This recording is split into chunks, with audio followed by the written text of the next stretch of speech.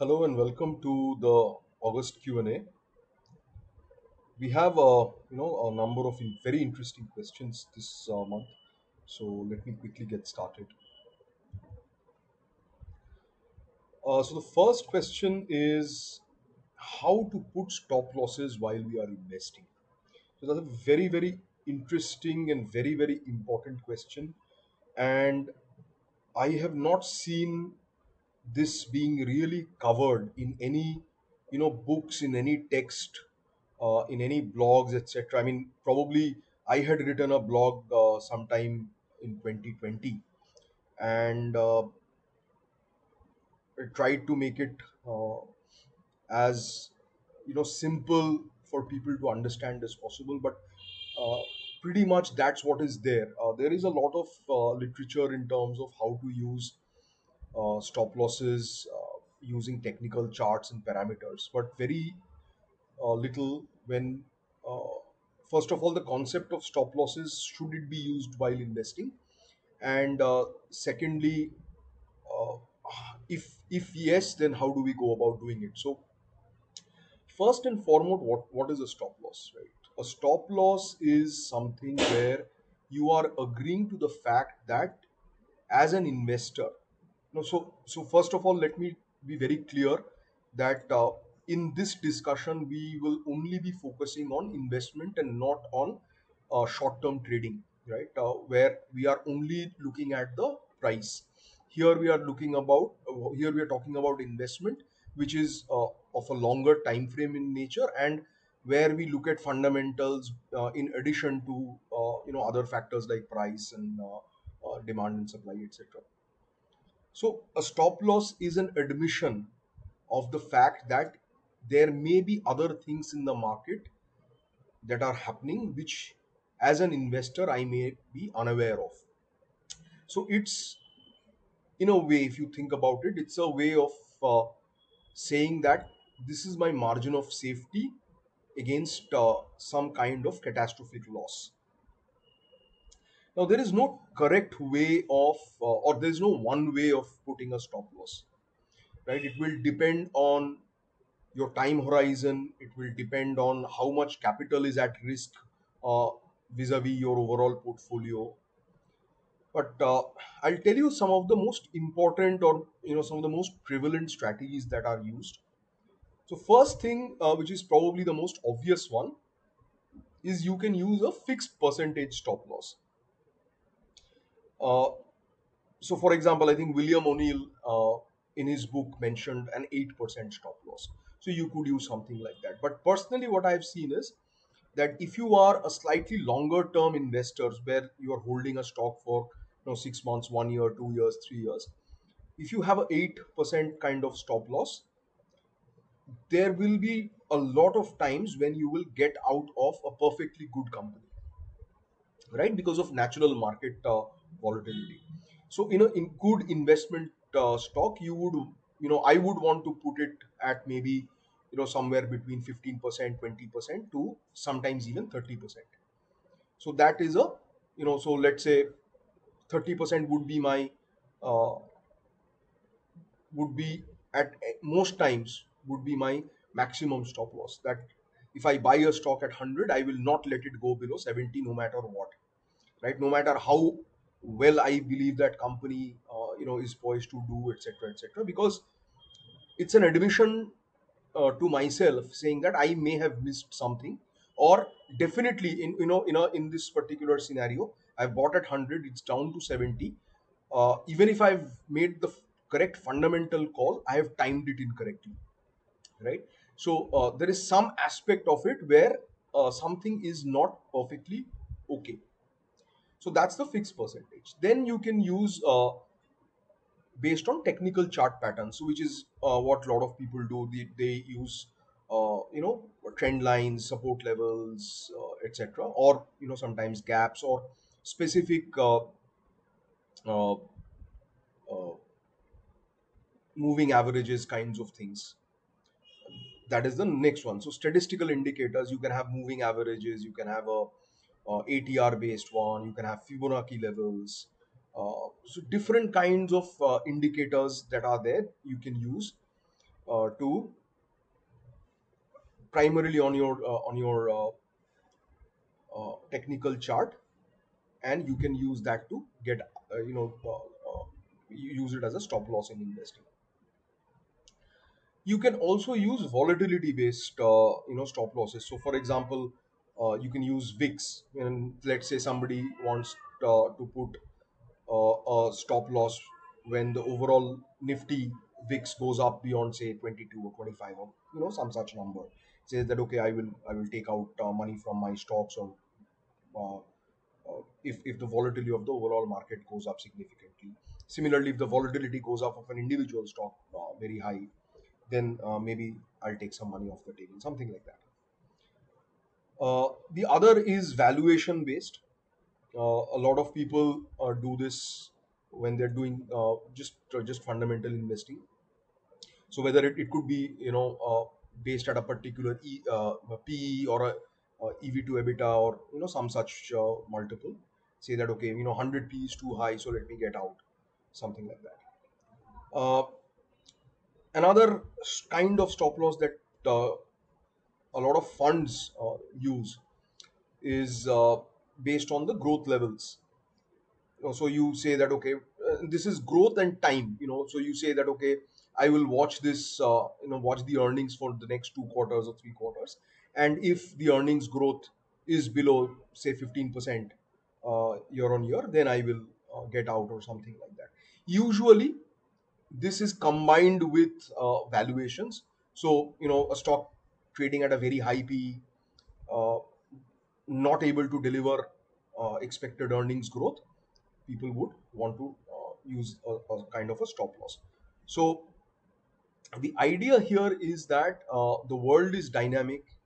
You never know everything about everything, right? You don't know what is going to happen tomorrow in terms of macro, in tomorrow what will happen in terms of geopolitics, and having an exit strategy is very important for your investments, not only for your trading, because at end of the day our objective is to uh, make money, right? Our objective is not to go out and say that I have held this stock for 20 years. That I mean, I'm assuming that that is not the objective, right? Our objective is to get a reasonable CAGR return over our holding period. I've actually delved a little bit, in detail on stop losses in the blog that I've mentioned here. I'll also put it in the show notes below the video. So, in a nutshell, these are the ways that we can use stop losses. Very, very important that you know we not only have stop losses, but also adjust our mindset and behavior so that when that price comes, we are able to sell dispassionately. Now, I've spoken about this in previous sessions, that if you find it difficult to sell, at a loss, one mental trick is to sell partial quantity. So if you have 100 shares, for example, initially sell 20. You're finding it really difficult to sell all 100, sell 20, then maybe sell the next day, sell another 10 more, 20 more. You'll find quickly that once you take that first step, it becomes a lot more easier, right? Because you get out of that endowment bias that you have of or that the fact that you own that particular stock. So stop losses, in one word, is very, very important for any kind of process, and especially it helps you limit your losses, and in a lot of cases it helps you get out of sticky situations where you might get stuck for a very long period of time, where your capital might get stuck for a long period of time without getting any requisite returns. The next question is also very, very important, very interesting to me. You've spoken and written about checklists many times in the past. Can you share examples of how you use checklists? So, I have personally been very, very, uh, you know, I personally use checklists a lot. I use checklists all the time, not only in investing, but in most things in life, where there needs to be a process. So it's what is a checklist? A checklist is basically step by step or point by point uh, itemized points that you have to follow. Now I separate my checklists, investment checklists, in two parts. One is the process checklist and the other is the analytics or the analysis checklist. Now, what do I mean by the process checklist is that it tells me that I'm not missed an integral step of my process. So it could be okay, so I'll come to the examples later. I think in the next slide I've put some of them. Uh, and so process checklist tells you that okay, I have done step one, two, three, four, five, six, and I've not missed any one of these steps. Uh, why this is important is that at times you will find, especially in raging bull markets, you will find that you like a stock, somebody tells you, or you find out something, and you start just going through it, and you find the stock to be very interesting, and the price keeps going up very very fast, and you get into that mode that okay, if I don't buy it now, I will not be able to get it at that price. So you get in some form of a FOMO, and then you buy. uh, I'm not saying that that is wrong, that is something wrong to do. I'm just saying that you need to be cognizant of the fact that you have missed uh, part of your due diligence, and it could also be done after buying the stock. So if you feel very strongly in your initial reading of a stock, maybe that's what I do. I might go ahead and buy, and then complete my study. And if I don't like something about it, I always have the option of getting out. It's not like nowadays with a lot of these discount brokers, the brokerage and uh, uh, the cost of getting in and out is not very high, right? So the cost of making a mistake maybe a few percentage points here and there. And in most times in a bull market, even if you make a mistake, probably you'll end up getting a better price when you sell, especially if you've bought a stock which is doing well, right? So the whole idea is that you, in your due diligence, you make sure that you have covered all the points. So that's the first part. The analysis checklist is basically a sort of a Q&A which helps you dig deeper into the company, right? It tries to bring in different aspects of the business dynamics, helps you look at the different dimensions. I shared Professor Bakshi's blog post that I think maybe probably 10, 12 years old now, called Vantage Points. Again, a brilliant, one of the best uh, articles, blog posts, whatever you may call it, that I have read till date. It tells you how to look at a stock from different dimensions, wearing different hats, wearing a business analyst hat, a financial analyst hat, a risk analyst hat, and so on and so forth. So similarly, a checklist is created. Your analysis checklist is based on uh, you or your checklist asking you questions on each of those dimensions, so that you are thorough with your understanding of the business, right? And last thing to understand or remember is that a checklist is not really a kind of a quantitative model. It's not saying that okay, uh, checklist A means I have got these 10 questions, and question 1 3 marks, and 4 question 2 4 marks, etc., etc. And if I am evaluating two companies, whichever company scores the highest gets my money in terms of investment. No, that is not the case. The idea of a checklist is to ensure that your understanding of the business, especially the qualitative and subjective understanding of the business, is thorough enough so that you can commit capital to it. Uh, so I've just given you a glimpse of my at least parts of my checklist that I use. Uh, I have actually three parts. The first part is the process checklist. So basically, read your 3 to 5 years of annual reports, listen to the con calls, uh, go through the last at least one year. So all of these are the minimum criteria. read the credit rating reports. The fifth point is very interesting, important. Again, this is something another person told me, and I've now incorporated that in my process. Again, this is something very important. Whenever you see something good uh, that somebody else is applying, just copy paste that in your own process. So this is something that I picked up from another friend of mine. And just do a Google search with the company name or the promoter name with these keywords like fraud, default, penalty, uh, police, imprisonment, etc., with or conditions, and then you get this list of court cases, etc., and you can just skim through. If you take half an hour time and go through all of that, depending on what kind of company or promoter that you're looking at, it might be half an hour or it might be 3 days. uh, just go through that and find out what are the kinds of court cases, arbitrations, litigations that are going on in that company. And sometimes this actually gives out a lot of very interesting nuggets of information that is not easily available, right, in research reports and things like that. Then the next thing is, reading brokerage reports, corporate announcements, if there's a value picker thread on the stock.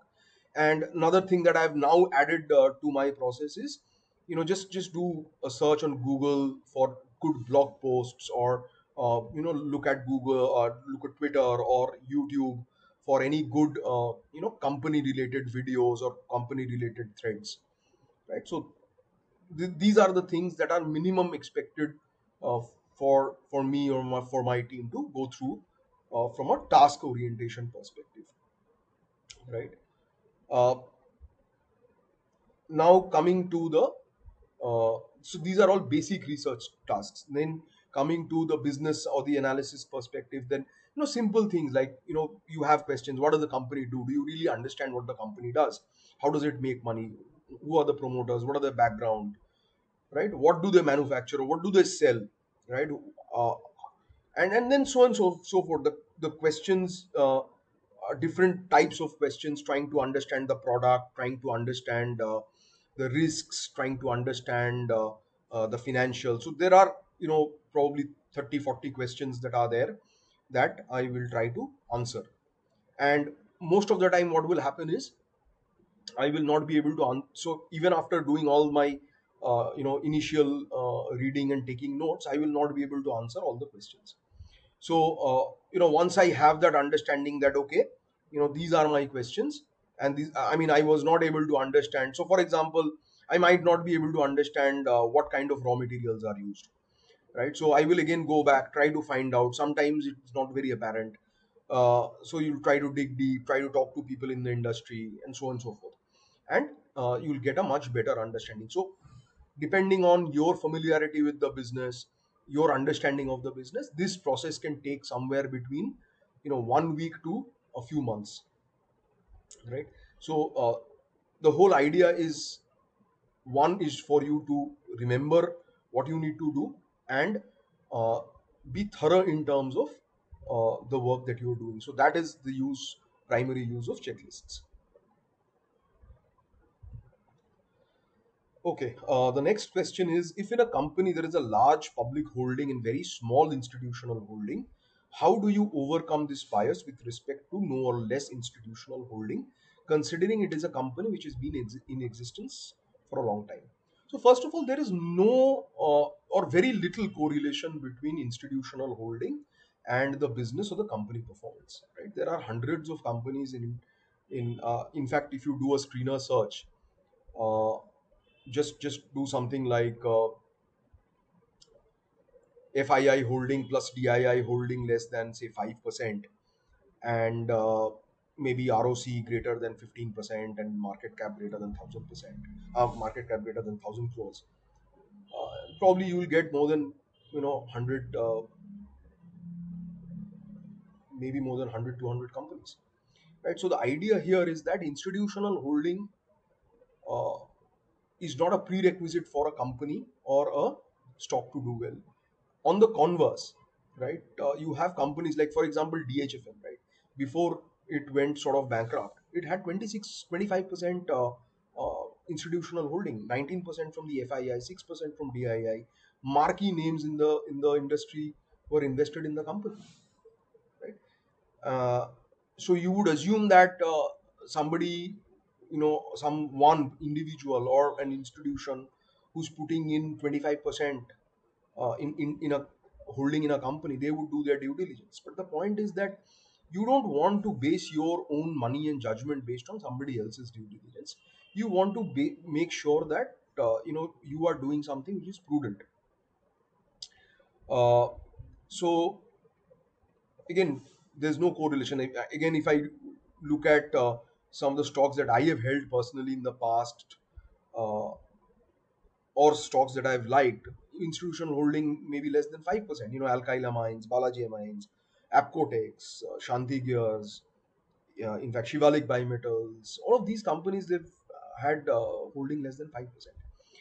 And sometimes you can find that as an advantage, because what happens, especially if it's a company which is, a smaller, a mid cap, or smaller mid cap, maybe, 2 3,000 crores, 5,000 crores market cap, maybe 10,000 crores market cap.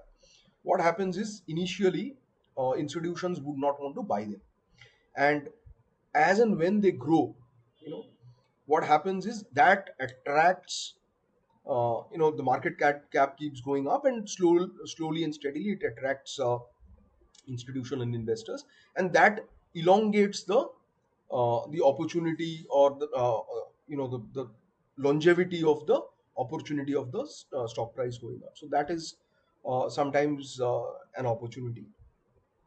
And the other also, small factors may make a difference.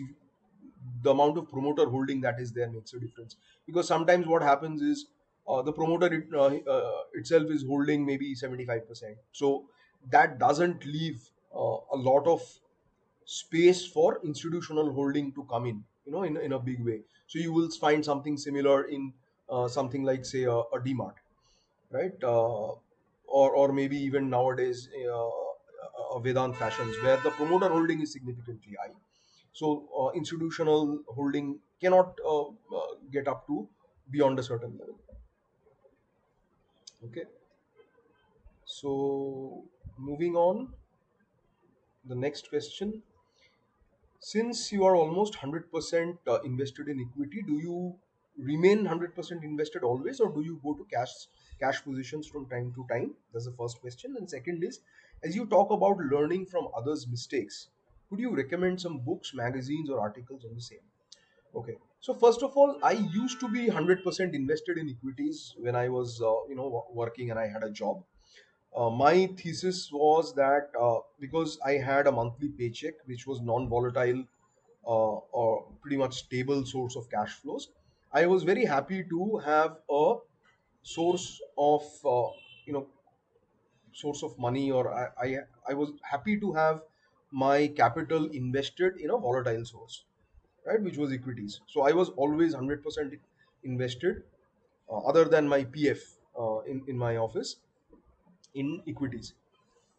Now, when I left my job, what I did was, all the PF, gratuity, etc., that I had, I put them in FDs, and I have explained this whole process of financial freedom, etc. Maybe we can do a session later on that. Uh, but the whole idea was, I took a part of my money and I put that in FDs. So uh, there's simple plain vanilla FDs. I was getting 5.5%, whatever, and I'm happy with that, because the whole idea is not for me to generate returns or wealth on that part of the portfolio, or that part of my capital. The idea is for that to not lose value. I mean, again, if you think about it, if you are putting your capital uh, in an FD, which is giving you 5%, and inflation is 7 8%, you're actually losing money. But over a shorter time frame, 6 months, 1 year, you know that your capital is safe. It's non-volatile, right? And for somebody uh, whose cash flows are sort of, the way what I would say is, cash flows are volatile, because your earning from the market keeps going up and down.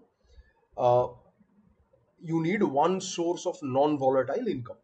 So for me, I've put money in bank FDs, but that's only maybe 15-20% of my portfolio. Rest I don't consider my the home I live in as part of my portfolio, because again, that's not something which you will realize the value of. You need a place to stay, so that's not realizable value. So basically, my portfolio consists of uh, that 15-20% FDs, and everything else is in equities.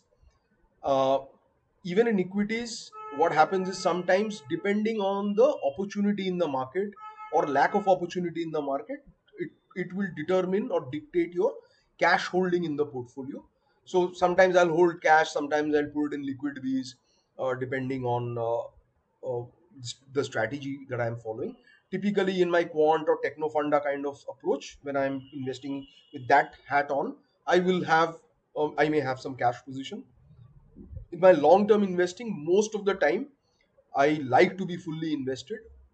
I'll at most maybe go 20, 25, 30% in cash if I think that either the world is coming to an end, or world has already come to an end kind of thing. I'll probably move to 20, 25, 30% cash in my long term portfolio. Beyond that, I've never tried it, and I don't think it makes sense also, because in the long term portfolio, you're actually trying to build a portfolio for the next 3, 4, 5, 10, 20 years.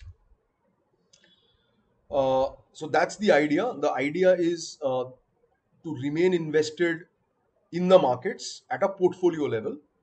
The cash position is a function of the opportunity that is available at any given point in time. uh, about learning from others mistakes. So I have a lot of listed down a lot of books on investment psychology. I think behavioral psychology is one part where everybody, all investors, should study. So I've got a lot of books put up uh, on my site, and I've given a snapshot here as well.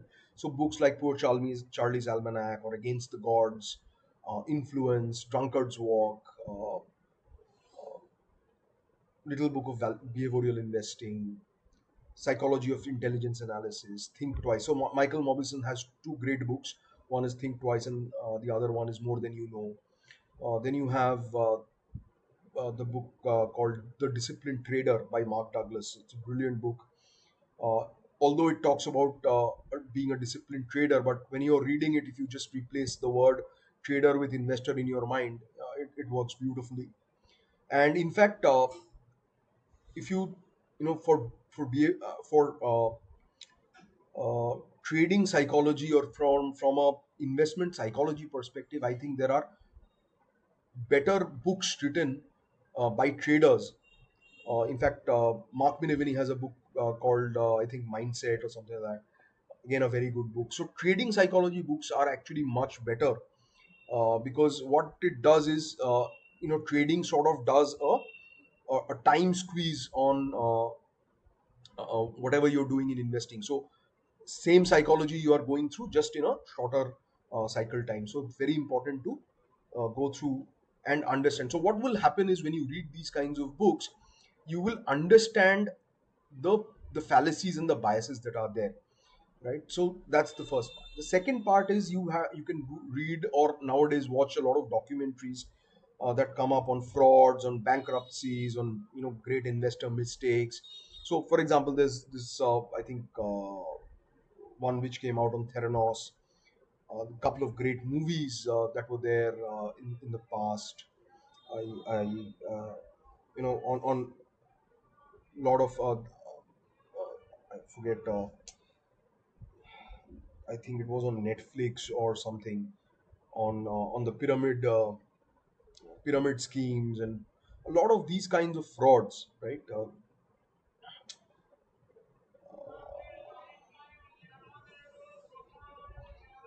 The names escape me. If I remember the names, I'll try to put them. I'll add them to the notes. A lot of great documentaries are there. So watching them, you get to know the history. You know, read about scams, right? And there's a great book by Devashish Basu, Sucheta Dalal on scams.